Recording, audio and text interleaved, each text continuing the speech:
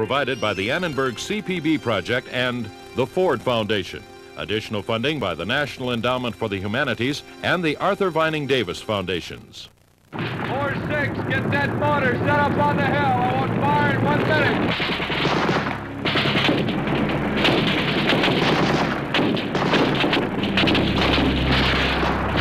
All right, I need a perimeter set up here, quick. Oh, man. Oh, okay. I knew they were going to get us to the... God damn. 58,000 Americans died in the Vietnam War. Even today, few Americans understand why. Officially, it was a war against international communism. In fact, Americans collided with a much older force, the force of nationalism.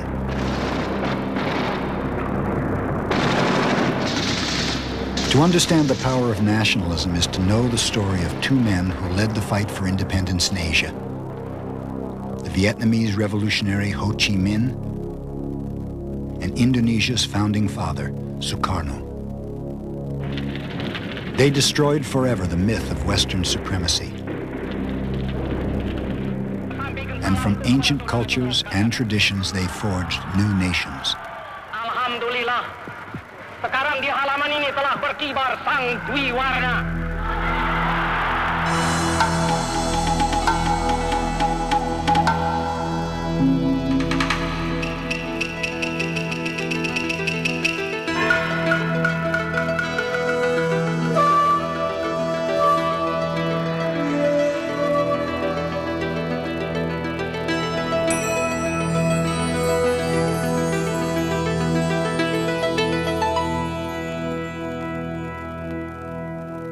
By the end of the 19th century, much of Asia was ruled by European powers.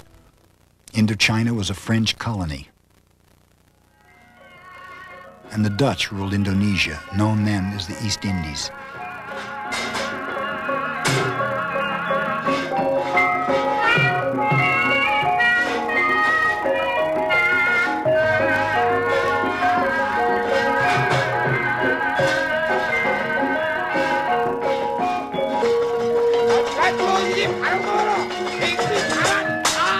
For the people of the East Indies, freedom from the Dutch began with an ancient myth. For over 2,000 years in the shadow puppet play called Wayang Kulit, they have relived the ancient combats of the Mahabharata, an epic tale of a virtuous family's struggle to cast out evil invaders from their land.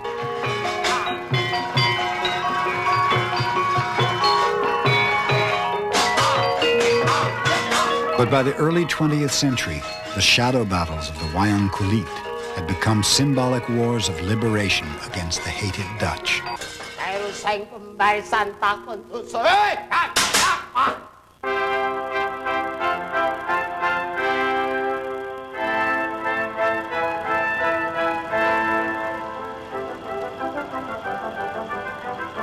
It was in 1596 that Dutch warships first appeared among the 14,000 islands known today as Indonesia, a vast archipelago stretching 3,000 miles from the Indian Ocean to Australia's Great Barrier Reef. In these East Indies, as they called them, the Dutch discovered the treasure they had sailed so far to find.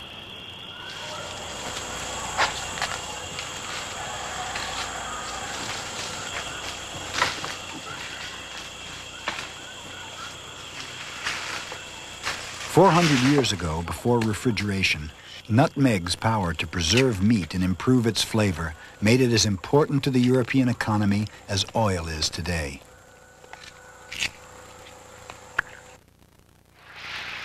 Dutch businessmen made huge fortunes meeting the demand for nutmeg in the West. By the early 20th century, the Dutch discovered much more than nutmeg. There was rich volcanic soil to grow coffee, sugar, and tea. There was oil, minerals, and lumber. And to harvest these riches, there was Indonesian labor.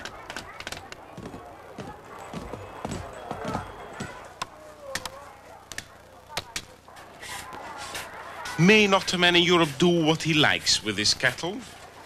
Even so does a master here do with his men. For these and all that belong to them are as much the property of the master as our brute beasts. So boasted one of the first governors of the Dutch East Indies in 1600. By the 20th century, little had changed.